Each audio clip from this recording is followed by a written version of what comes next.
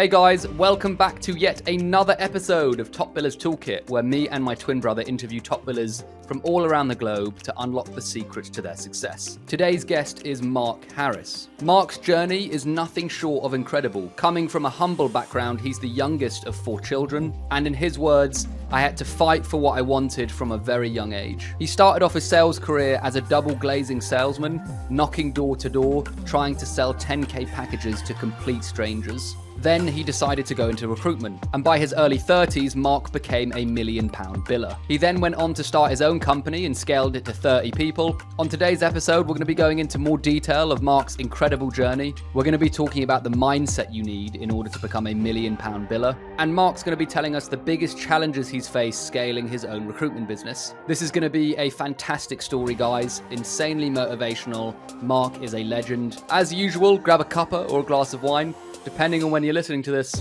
and let's get into it, shall we? Cool. Mark, thank you so much for joining us today. I'm so excited to talk about your journey in recruitment. I know this was very last minute, so thank you for accommodating us. Yeah, you've really put me on the spot here, guys. Thanks for that. It's all a bit off the cuff, but we're going to roll with it and see how we get on. But you pulled through, so thank you, mate. Listening to me anyone on Friday, but go on. So we're going to start off with the famous question that we start off with every single recruiter, which is, what's the number one tool in your toolkit, whether it be a mindset, strategy, or software?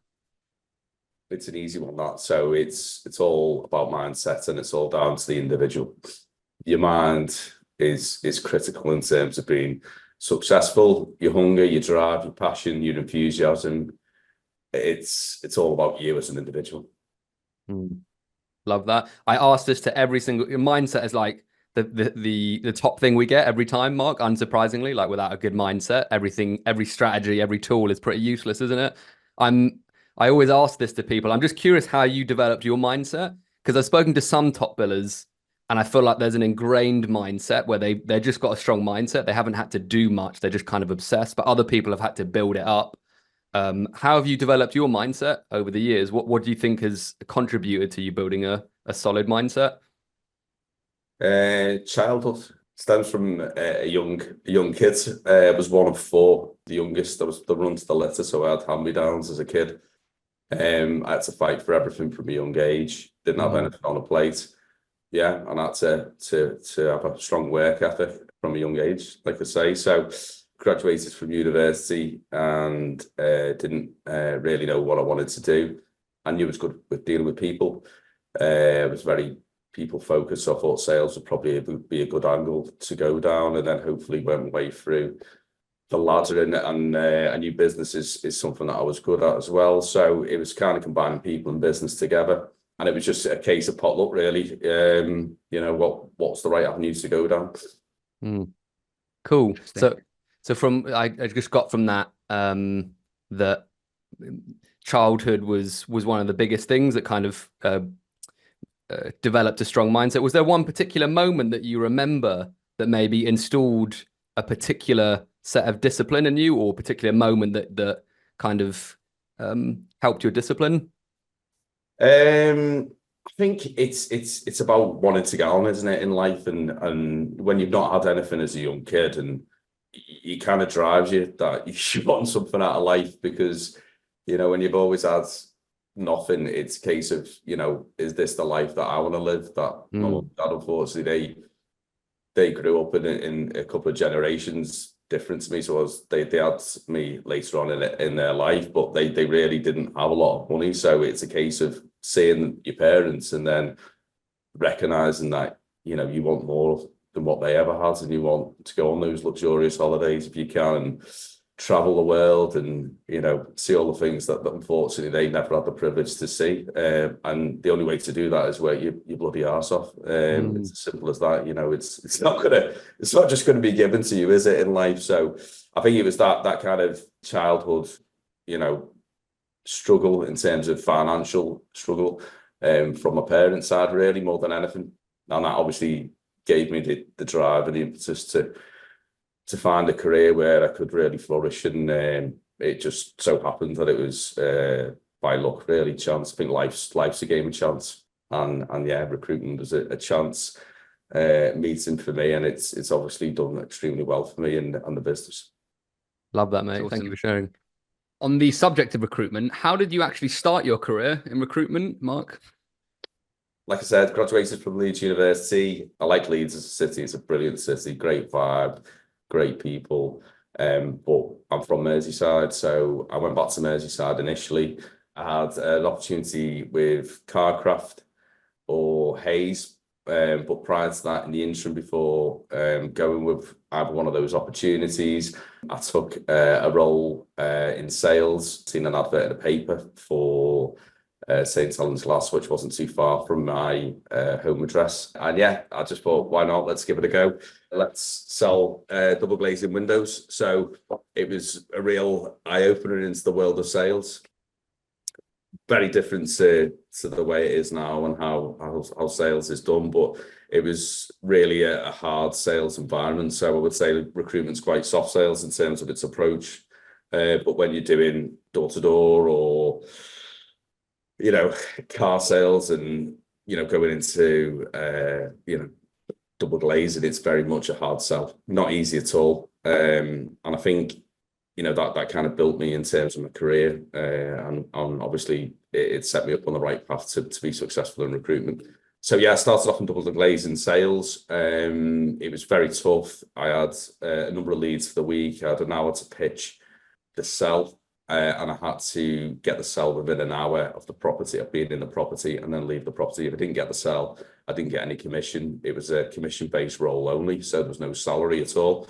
So I had to fund, obviously, everything myself to get to all the leads. And if I didn't get the deal, then there's no money coming in. So, it was a real wow, good experience. Very intense, yeah, because,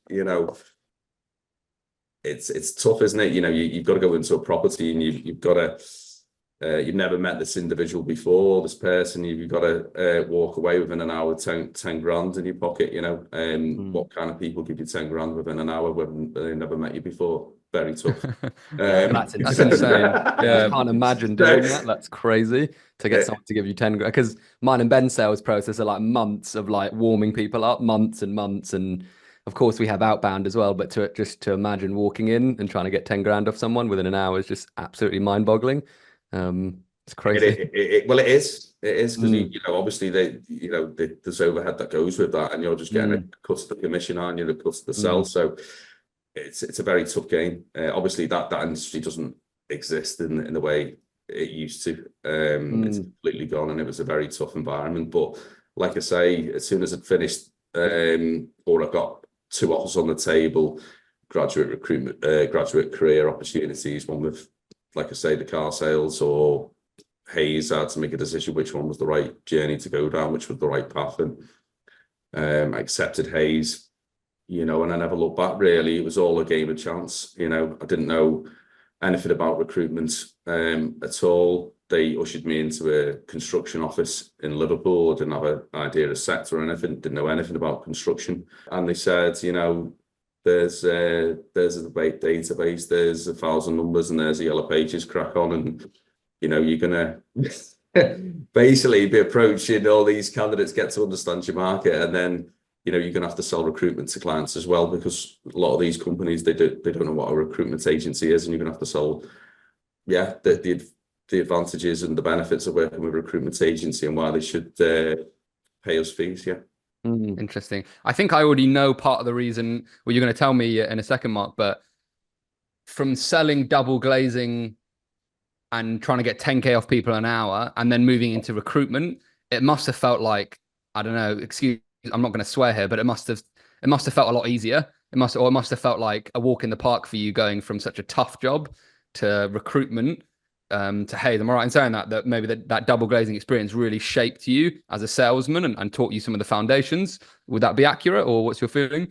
Yeah. I mean, I didn't like that environment. It wasn't a nice environment. It's really like kind of old school Wolf of Wall Street type environment, and it wasn't good. I didn't feel good leaving a customer's house. I didn't feel great about it, to be fair, because I'm never going to build a relationship with that person within an hour. That's a one-off. Yeah. rightly or wrongly, it's not sustainable, is it? You're just going in there, you're getting a deal and you're getting out, and that's it. And then you have to do that continuously forever. It's not it's never going to make somebody give them job satisfaction. Yeah, that makes Do you sense. get me? It's just Yeah, not. no, it's interesting. I don't care who you are, you're just not going to get any job satisfaction out of it. It's it'll pay the bills and it'll feed you, but that's it. So then going into obviously recruitment, I found recruitment just as tough as the double glazing when I started. So if I started around in recruitment around 22-ish, 2002-ish, sorry. And it was a tough environment. It's not like it is tonight, like it is today. Obviously, everyone's completely connected across the world. So on social media, aren't they? So it's a completely different world. I think the thing with Hayes at the time was they were the best business to work for because the brand was so large that smaller businesses, you couldn't compete with the brand. They were so well known that people were actually going in off the high street as opposed to applying to a job online because the online thing wasn't massive. So, for me, Hayes was the right company for me because they were the largest, they were global market leaders. So I thought, well, yeah, this is the right kind of path to take in terms of I'm going to go down the recruitment route. So I'd want to work with the biggest and the best and learn my trade. But it was an eye opener. Like I say, it wasn't any easier than the double glazing because literally, I had a database full of candidates, which was great, but it was a crap database. It was old. It's like any database, isn't it? You're going into it and half the stuff on it's a load of nonsense. Well, it is. And then, like I say, I was given a very small area in terms of companies, client base. So my client base was extremely small. Liverpool, it's probably a fifth of what Manchester is in terms of size, in terms of companies that you can deal with. So I didn't have a lot to go at. I had to make the most of every client relationship I possibly could. And, those clients weren't easy to deal with. It's not a cosmopolitan city, let's put it that way. Yeah. So it wasn't a walk in the park from double glazing to recruitment. No, not at all. Not at all. Yeah.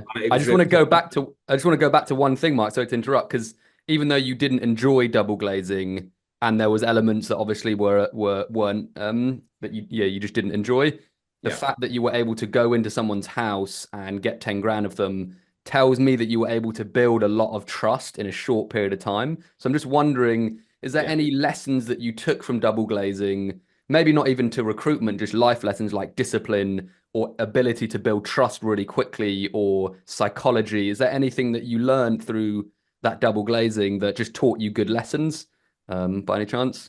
Yeah, definitely. It's sales. Doesn't matter whether it's recruitment, double glazing, cars, whatever it is, any type of sales, you've got to, like you say, trust is a great word, isn't it? You've got to build trust.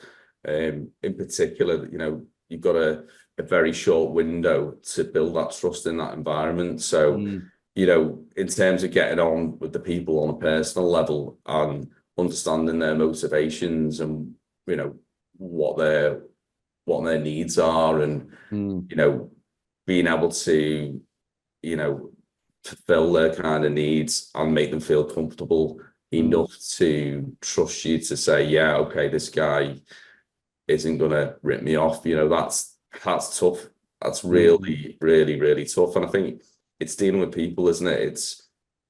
It's dealing with people and making them feel reassured that you're the right person that they want to buy off.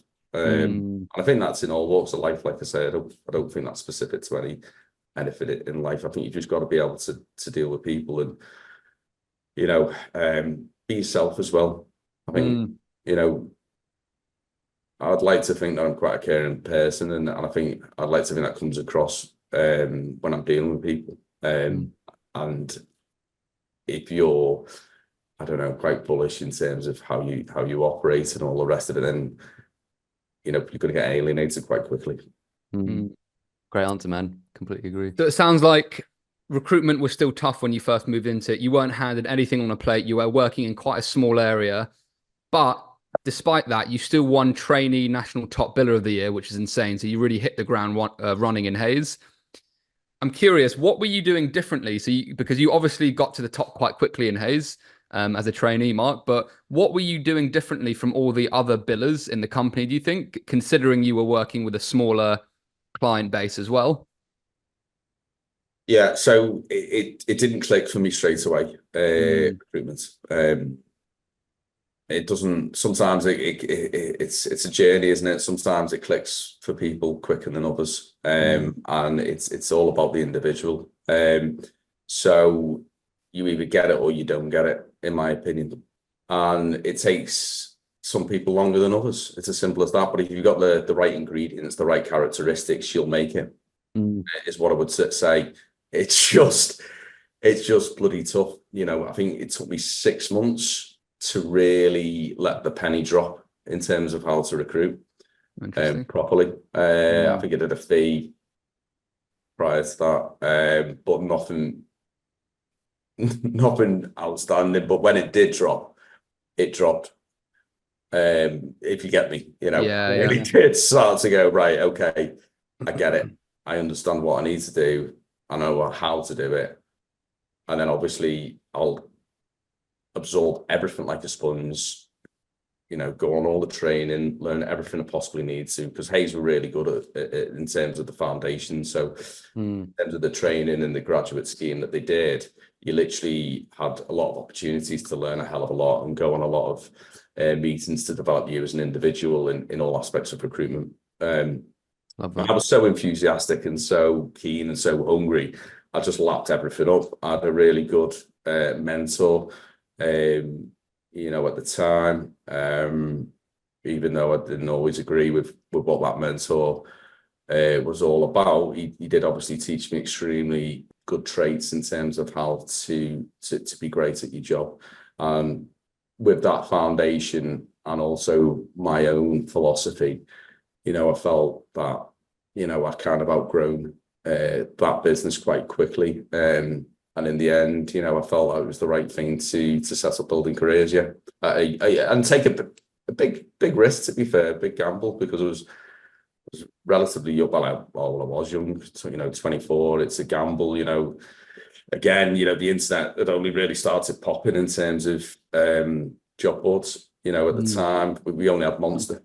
Monster had only just literally come out into Hayes, but Hayes, because they were just advertising themselves and they were getting all the candidate attraction that way, just off their own brand. And then obviously Monster came in, they were the first job board to come in. And I was leaving just as Monster just started, I would say.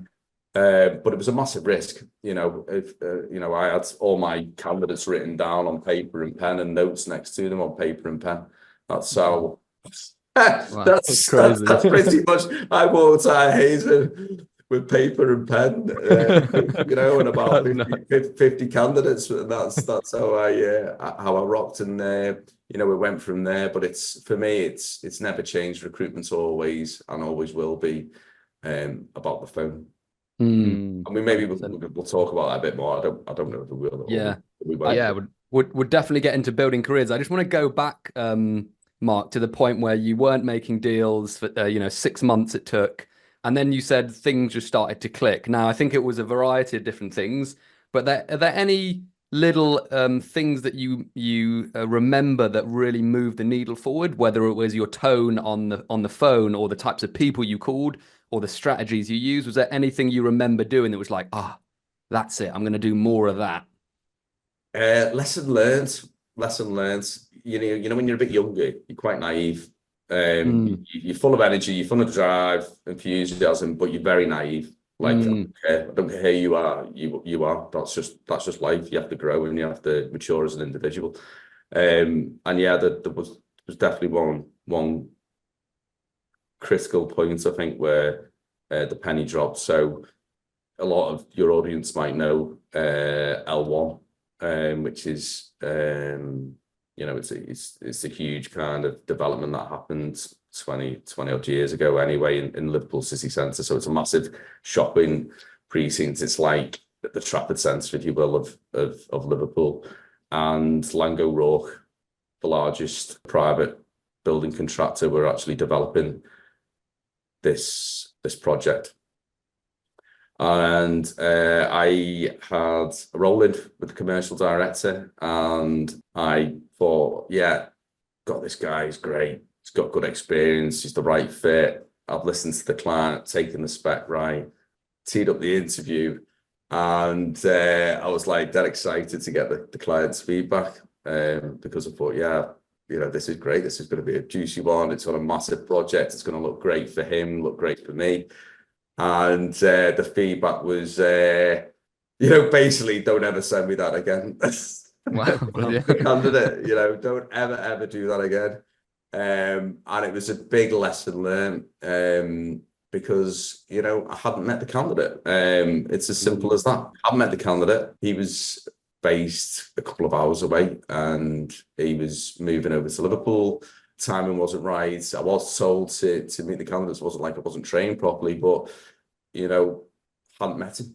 Just looked at the skill sets on paper and thought, yeah, he speaks fine on the phone. Let's go for it. And that was a big lesson learned for me. And that, after getting that grilling off the client, that kind of really sorted me out in terms of that experience, in terms of what I needed to do, what's going to make money, basically. And it's certainly not that. But yeah, I think you learn from your experience, don't you? And having such a bad experience obviously taught me a lot, and that obviously set me on the path really to success. That, as well as, at the time, Hayes had 4 offices in the region of the Northwest. So you'd have Liverpool, Manchester, Warrington and Preston. And I think we started off with 4 doing similar disciplines that I was doing. And then I think a couple of people fell by the wayside, didn't cut it. There was a big recruitment drive at the time, and I capitalised on the opportunities that people left behind, basically. So when people fell off the wagon, I didn't let those opportunities slip, and I took advantage of it. And then off the back of that, made the most of the opportunity, and I was a bit of a shining star coming through the business. So that's awesome. That's what happened, basically. Yeah. Awesome. That makes complete sense, mate. I'm curious, because in my brain, I'm like, find the candidate, look at the skill set. Not every recruiter I meet meets their candidates face to face. It's just not always possible. Practical, What was so wrong about the candidate, just for other people that might want to learn, that the client was so pissed off at, if you could say it on the pod? Personality. Oh, really? Interesting. So the personality was just completely wrong. Personality, yeah. Personality. I'll never forget this guy. But yeah, personality. I think the statistic is something around 70% people buy off personality, 30% skill set experience. Interesting. Yeah, So that's interesting. really And I'm that's really I fascinating. think it's about that. So that'll probably give you as some good probably gold in that one, Yeah. And I'm guessing, so the lesson was meet the candidates after that, make sure you're matching the right personality with the right companies. And I'm guessing that was one of the biggest needle movers in terms of making more placements. Am I right in saying that? I think for me, that kind of told me that I need to know everybody inside and out. It's as simple as that. If I don't know, I wanted to deal with this business and build a long-term relationship that they're the biggest in the market, and I wanted to be able to offer candidates the best opportunities in the market. Now, to do that, you need to work with them, and if you've got no respect and they're not prepared to deal with you, then you're going to lose. You're going to lose every day. So for me, it was a case of, right, I am going to make it my business to know absolutely everybody within my specific specialism, whether it be a candidate, client, and that has never changed. And that's obviously, my ethos, and that's what my ethos is for the business and the team. And it's very, very specialist times, the biggest commodity that everybody's got in recruitment. So you've only got so many hours in the day. Rather than try and spread yourself too thin and go, wow like that, you know, you're never going to be able to do anyone a service, whether it be a candidate or a client. It's just never going to happen. And ultimately, you're just going to end up on the scrappy. There you go. I'll have to be dead. I'll be dead blunt about it. No, mate, it makes sense. But that's the truth, you know. Yeah, it makes complete sense. And what I got from that is that grilling taught you to just know everything about your industry, know everything about the candidates, about the businesses, and just go deeper and have this level of expertise that people just can't ignore. That's kind of what I got from that. 100%, yeah. Well, you know, I think, you know, people profess to being like specialists, don't they? They go like, yeah, I'm a specialist recruiter and they're specialist recruiters and that, but they're blatantly not. You know, they use the word flippantly, but it's kind of like bullshit. It is. And people see through that very quickly. I remember when everybody sees through it really quickly because you're only as good as your last placement, and believe me, you won't have many clients when you start bullshitting too much, you know.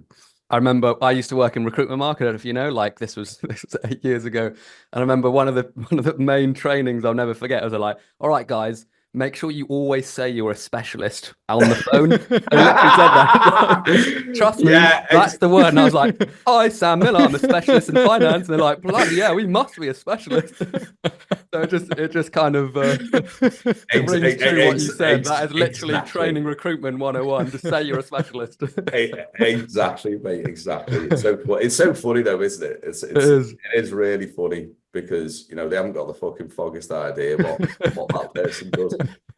Or what they're dealing with, to be fair. Yeah, well, I didn't. I had no idea. Honestly, I didn't. I'll put my hands up. I knew nothing, but I just had to say I was a specialist. So that was my training, and it was. That's funny. That's funny. It's funny. It's all right, mate. I think it still happens recruitment wise. Yeah, I'm sure it does.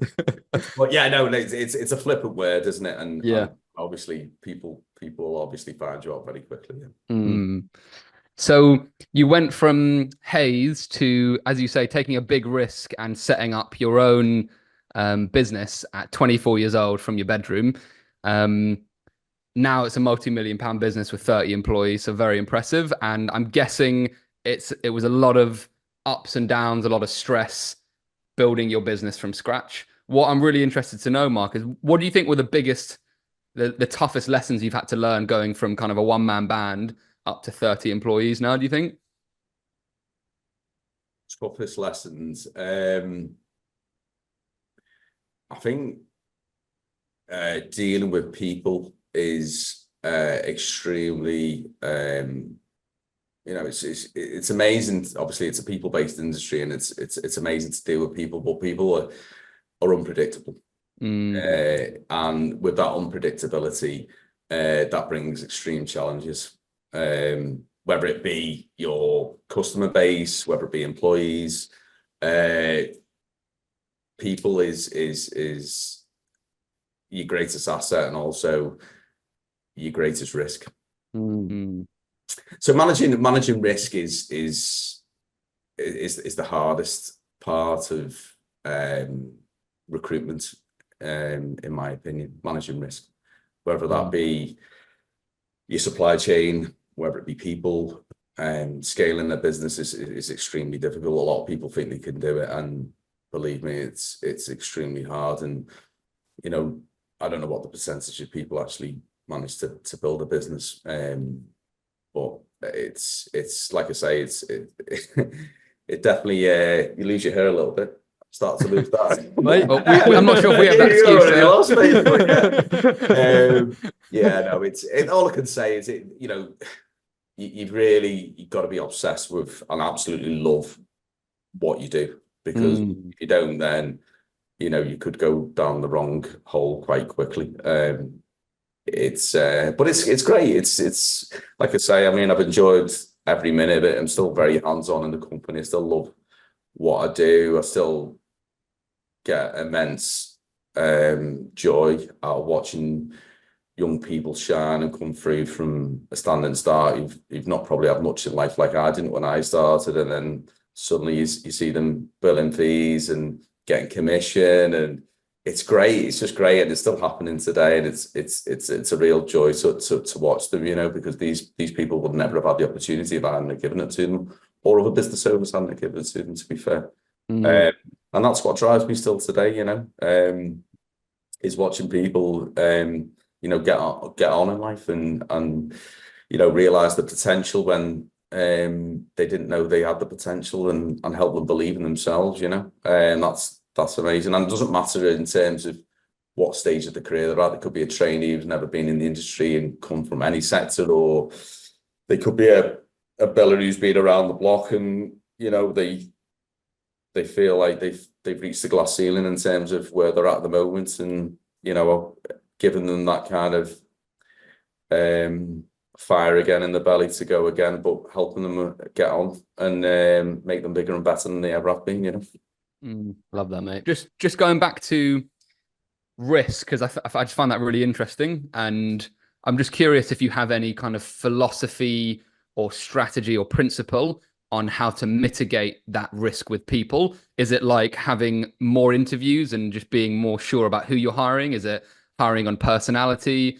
Is it, looking at red flags? Is it is it firing fast? Like, what would you say? Is there any kind of anything else you can give to other people who might be thinking about scaling to mitigate that risk?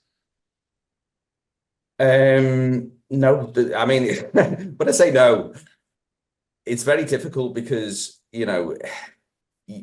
obviously you can look at all the traits, the right characteristic traits that you'd want to see in terms of,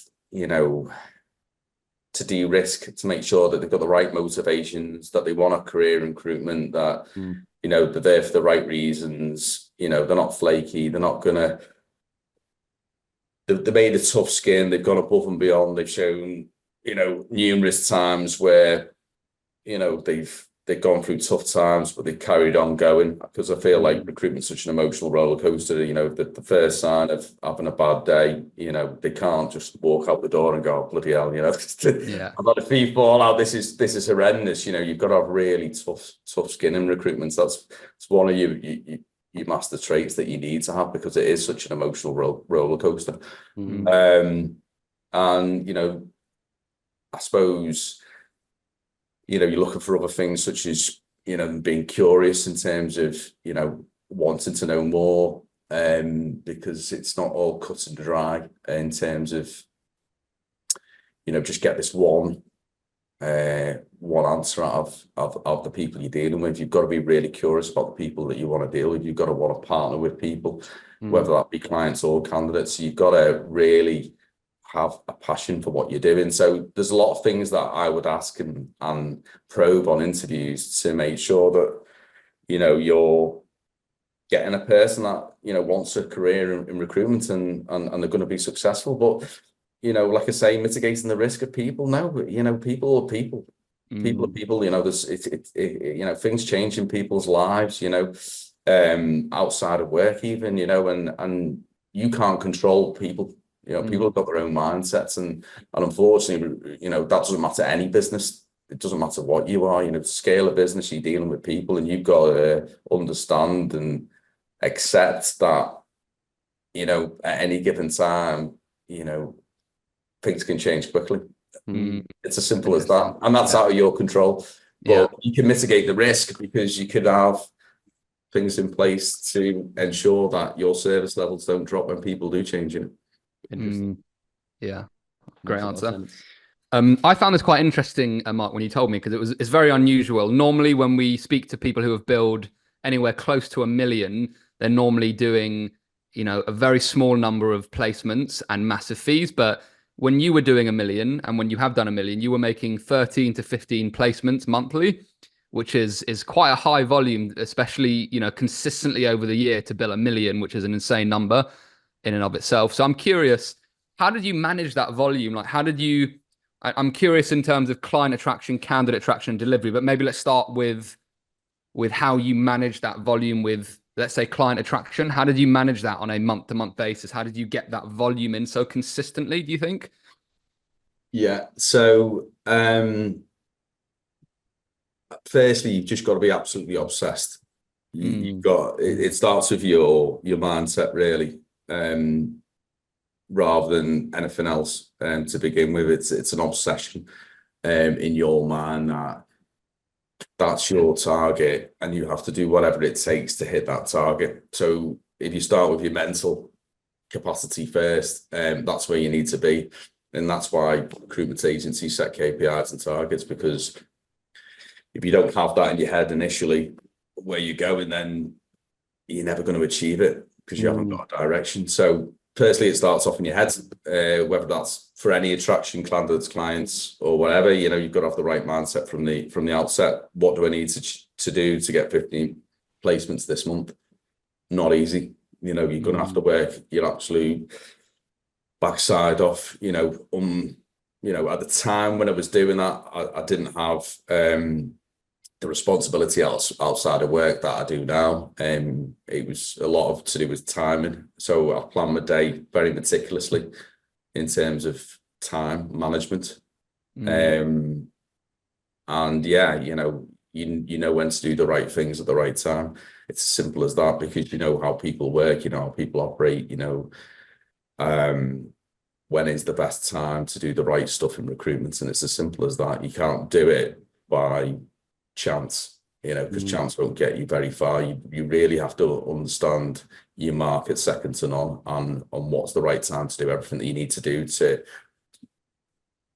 get everything over the line in such a short space of time. And it's very unpredictable, because you can't just account that everyone's going to start and everyone's going to be happy, because a lot of the time people start and they're not happy with the job that they've accepted and things like that. So you've also got to manage rebates and refills, yeah, it's pretty full on. You've got to be able to spin many plates at once. So if you're no good at multitasking, then recruitment's not for you. Yeah, you must have been an absolute master at juggling plates, because that's an insane number of placements. Yeah. And I always say this, I still believe recruiters have the toughest job in the world, where they're the only salespeople where their product can change their mind 3 months after the sale and just decide, no, I don't want to do this anymore. Like, no other salesperson has that problem with the product. Person, but it's just insane. I just want to go to your. I'm always fascinated in the prime when you were doing billing 1 million mark and you were making the 13 to 15 placements. What did your typical day look like? I know it probably changed depending on if you were fighting fires or anything that went wrong, but like typically, what did your day look like when you were doing those numbers? Yeah, so I mean it's an early start, and it's a late night. Like I say, it's unsociable. To make money, you've got to make money when people are sleeping. It's as simple as that. So when your competition is sleeping, that's when you make your money. And that's key to all this. But a typical day, there's no kind of, all right, I'm going to do this day, this day, this day, or whatever. Obviously, there's certain things you should do at certain times of certain days. Got to be that meticulous that your Monday, Tuesday, Wednesday, Thursday, Friday, at certain times of the day, you will do certain things. So it's not a case of, oh, this is what I've got on a Monday or whatever. It's meticulous to know what people are doing at certain times of the day. And then obviously you react to that, and you're proactive in your approach to make sure that you can capitalize on those opportunities. Yeah, there's a lot to it. Obviously, a lot of the staff that I've mentored and trained understand that, and that's why we're growing again. And obviously, I'm keen to mentor and give people that opportunity to move forward and learn. Learn how, if they want to do that, they can learn for themselves. As well as the business.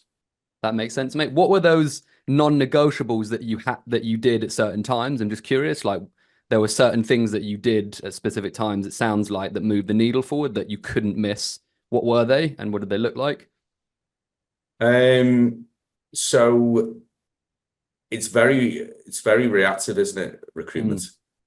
So you'll have your day plan, won't you? You'll have your to-do list. A lot of people will recognize that, and it'll ring true in terms of, yeah, you've got all this set out, and then you stall, and then suddenly, this awesome guy, candidate or client gives you a call and says, I need this tomorrow.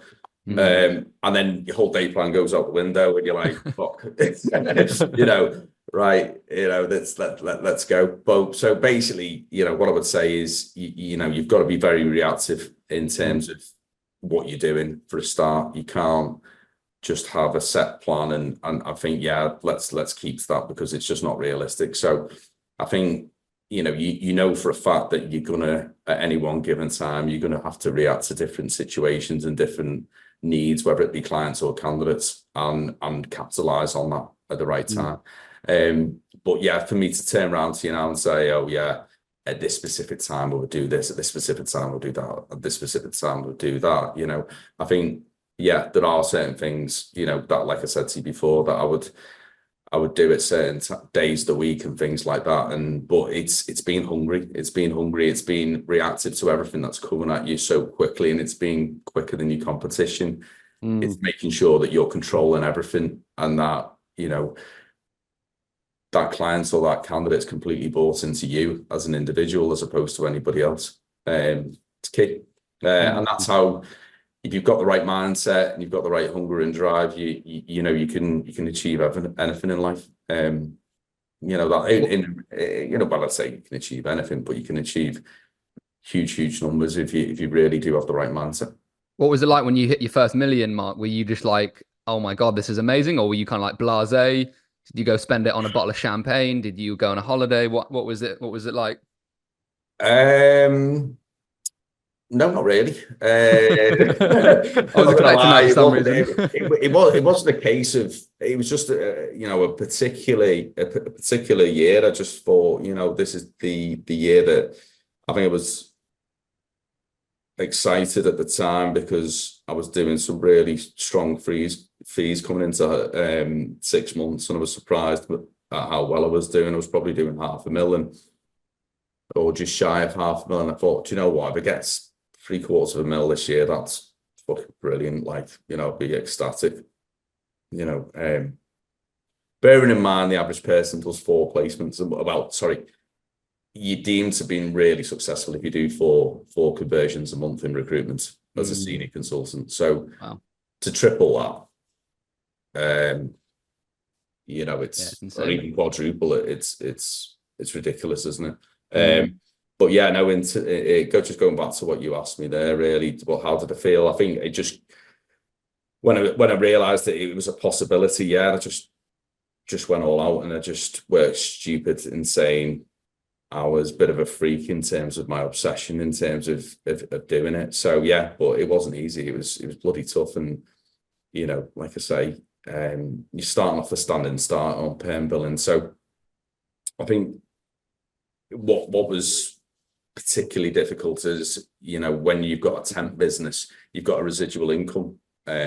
So you've got, I don't know, 20k recurring revenue a month. It's easy to just top that up with perm fees and achieve a bigger number in terms of an overall fee for the year.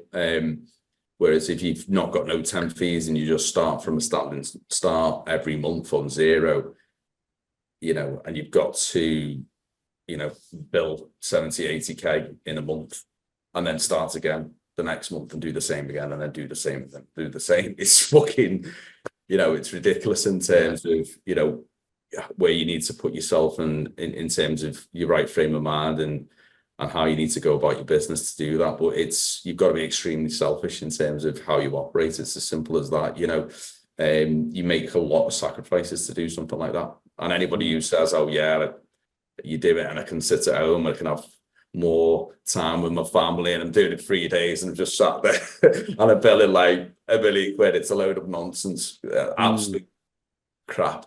It is absolute bull. You know, anyone who goes, oh yeah, I've gone into recruitment to spend more time with my family and chill out, is absolutely full of crap.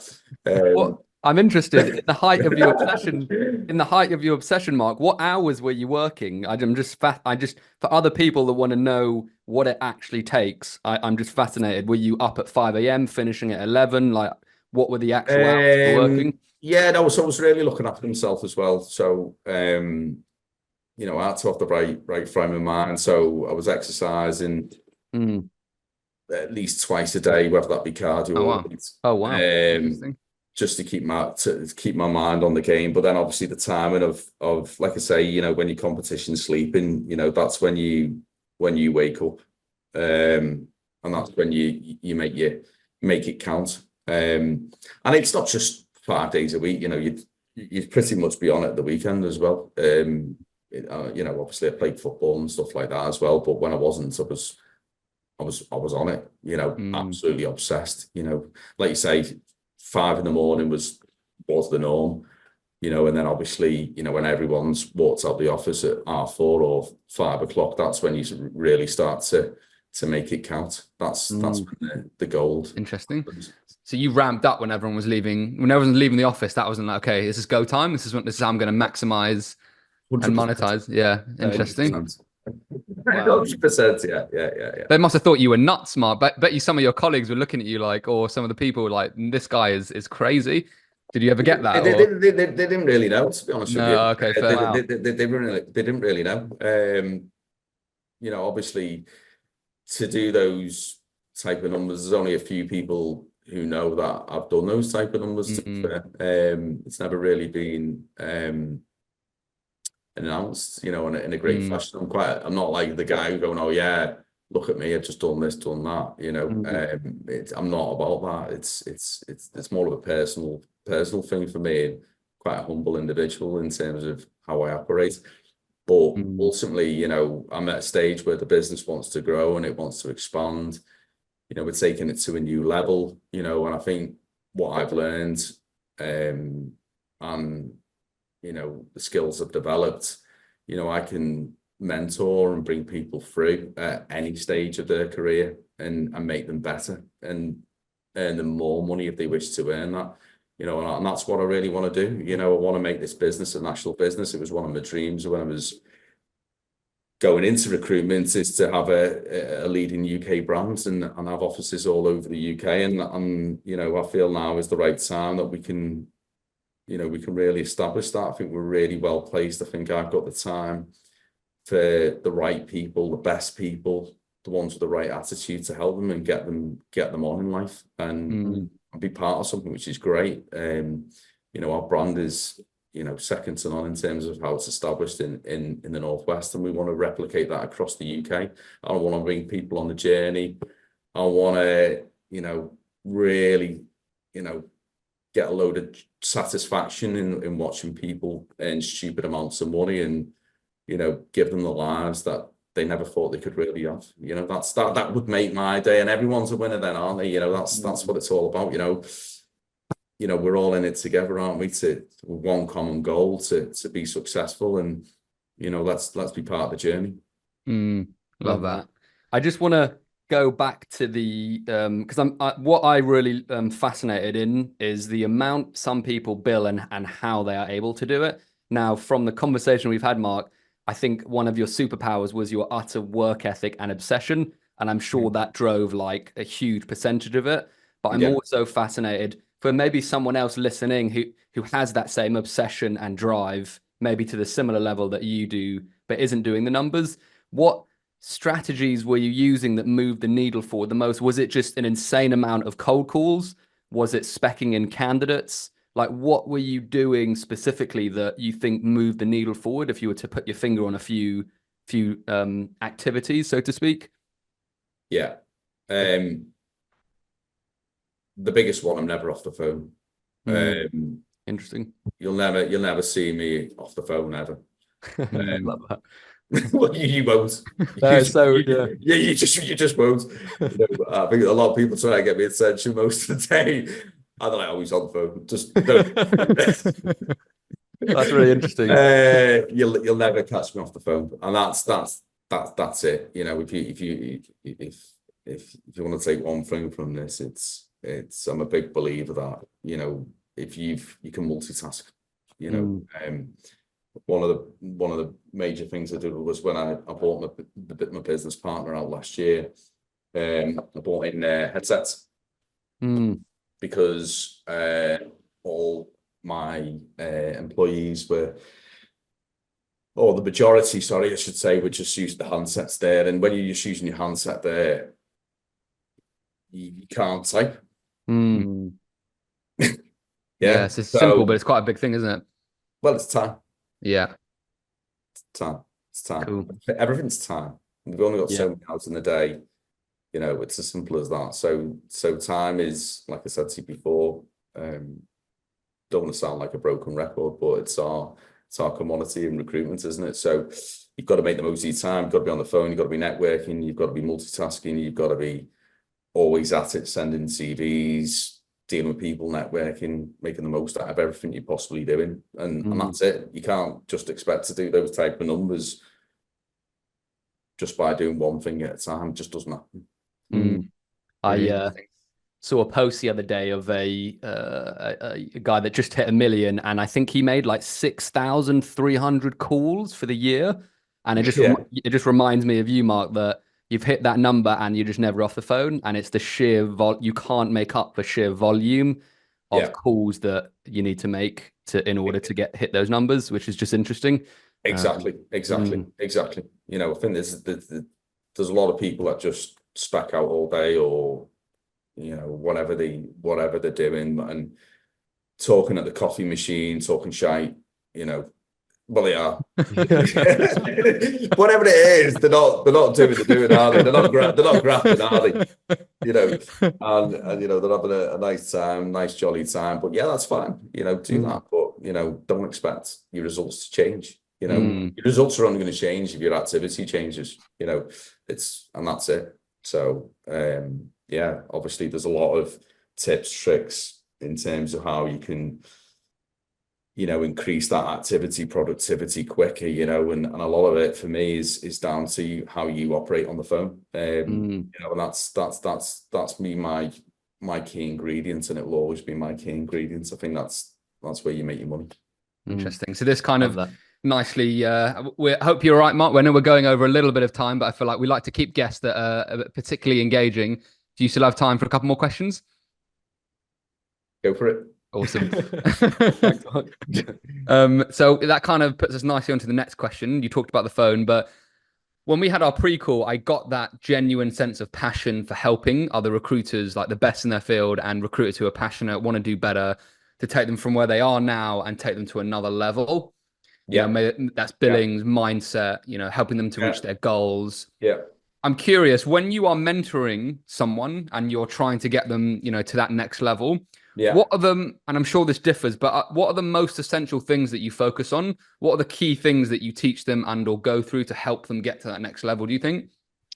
So we're all different. Everybody's different. So you've got to not have a standardized approach with anything that you do, is what I would say. So you've got to treat each individual, each desk, in its own isolation. If you standardize anything across recruitment, then it's a load of nonsense, basically, because you know that's not going to do you any favors in terms of, it might not suit some people what you're trying to achieve, and it might not be the right thing to do with that individual as well, and on that particular desk. Temp and perm are very different in terms of how you have to operate anyway.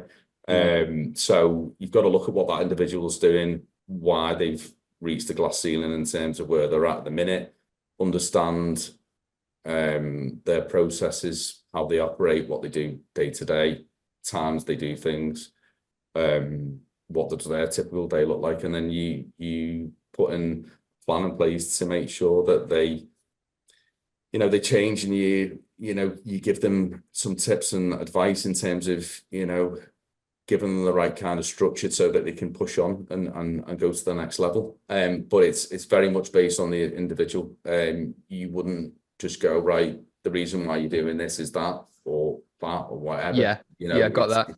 It's a very industry specific as well. Like if you look at the tech industry, for example, at the minute, all right, okay, it's struggling a little bit in terms of the sector, but you know, the fees they can produce, you know, that's one of the most the best sectors to make money in recruitment.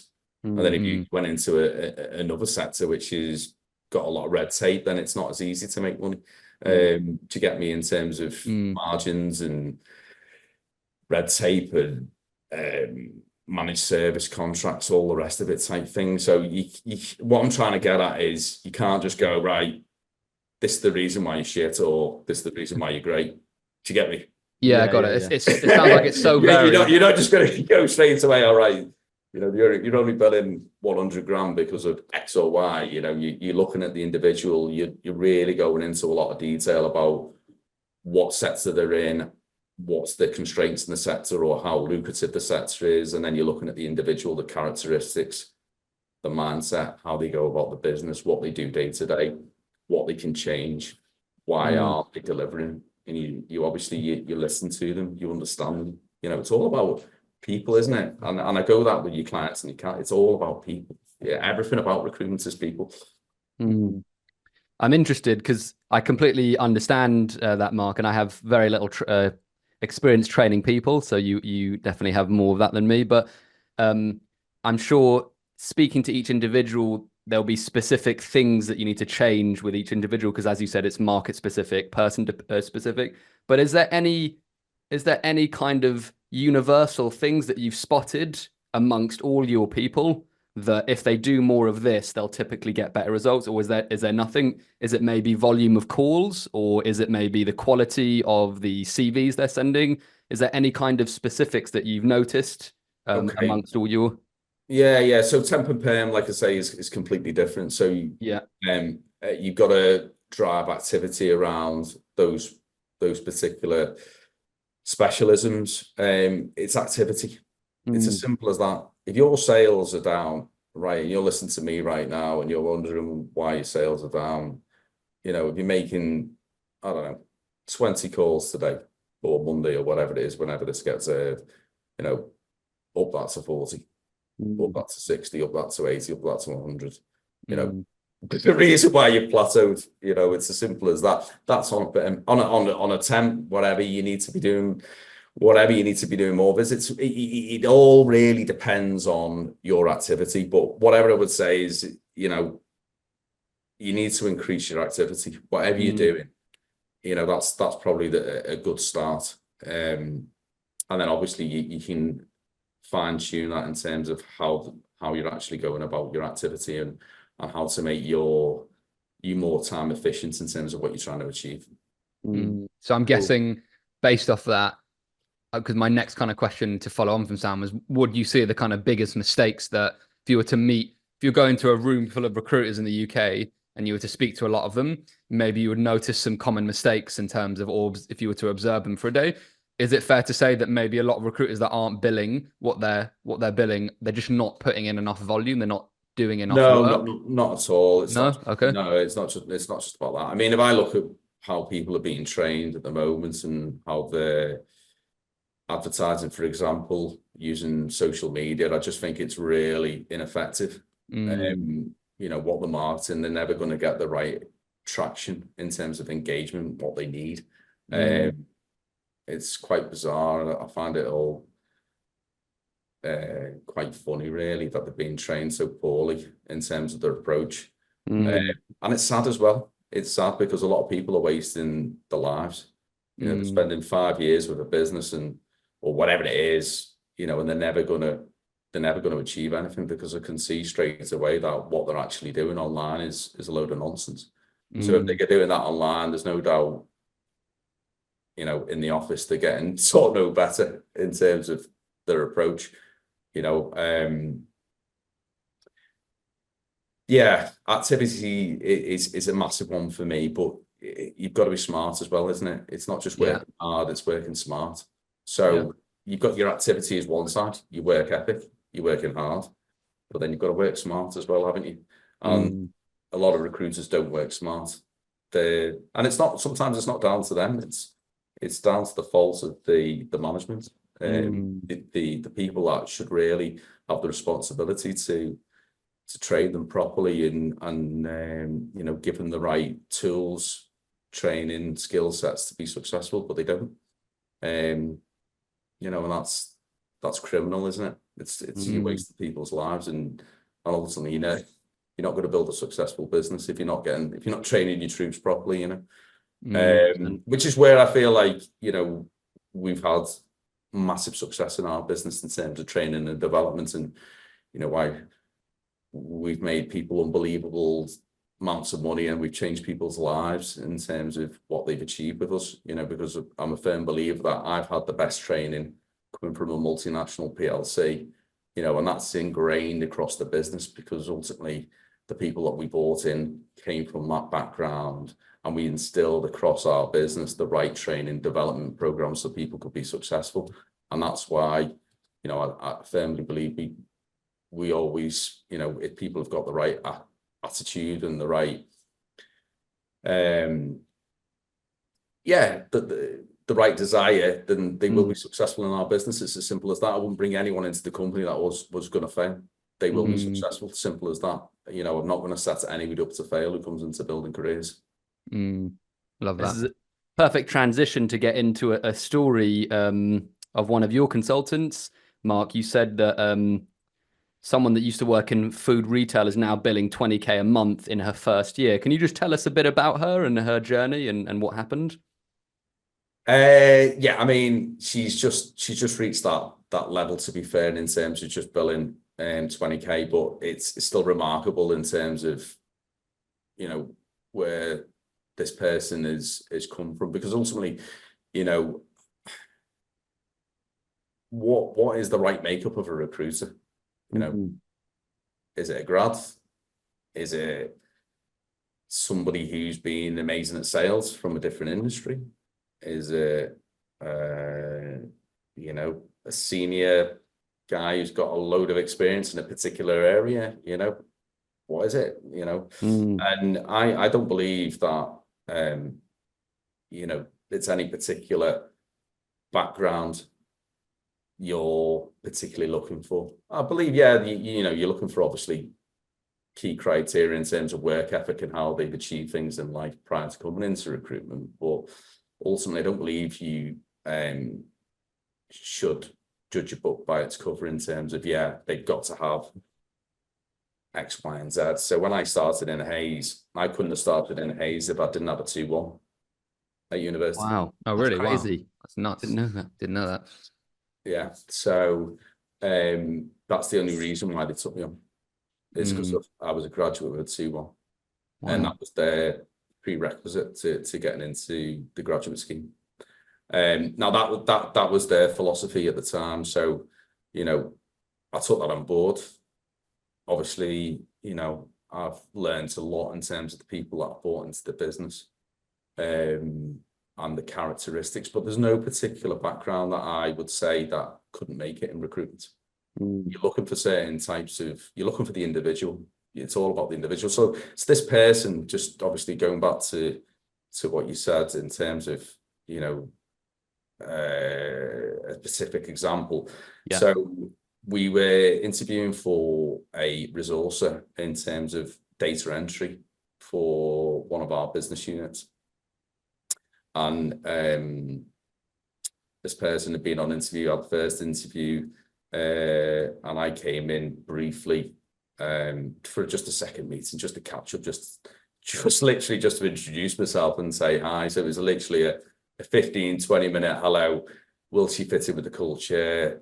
That we've got. You're looking just to make sure that person seems like personal and she's going to fit in with the team, because it's data entry, isn't it? At the end of the day, it's not like you don't have to go into depth, do you? That person. So she wasn't working too far away from me, to be fair, and from an early stage, she wasn't frightened to pick up the phone, answer calls, as well as do the data input. And probably what I thought initially was, if anything, I was a bit concerned that person may, probably talk a lot and maybe distract people. I thought that would be my only concern, but couldn't have been far from the truth. That person just literally sat there, got on with the job, put the head down, cracked on, exactly what you'd want to see. Didn't do anything apart from want to just do a job, pick up the phone, be nice, personable. People liked it, and I was like, you know what? Within a month, I was like, you're not just going to be doing that. It's no chance. Wow. Yeah. So interesting. We had a chat, and then it went from data input to resource. And then it went from resourcer quite quickly to, you know what, just see how you get on doing this, that, you know, with candidates and stuff like that. Try and fill that job if you want. And then it was a bit like snowball effect. Just take your armbands off a little bit, you know, let's see how we get on.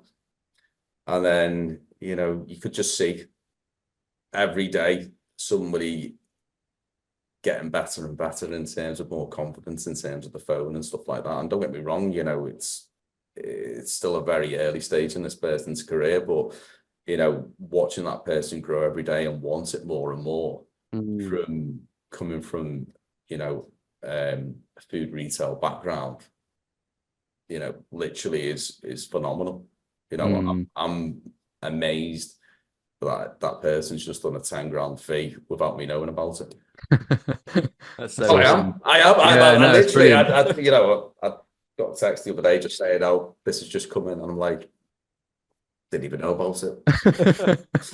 I love that. I was just like, this is exactly what you want. You know, you've given somebody the start that they could never have had before. You've shown them what to do. You've guided them. You've mentored them to a level so they understand the processes, right, the foundations, how to recruit, and they just kind of start just believing in themselves. That's amazing. That is and that for me is great. That gives me real satisfaction in terms of, you know, why I'm doing what I'm doing, because, you know, it could work for anyone with the right belief systems and the right hunger and drive.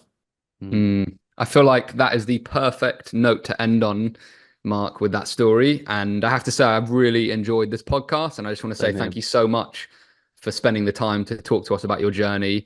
Yeah, I've really loved it, and I'm sure the audience will really enjoy listening to this. So thank you. You're welcome. All good. Hey guys, thanks for tuning in to this episode.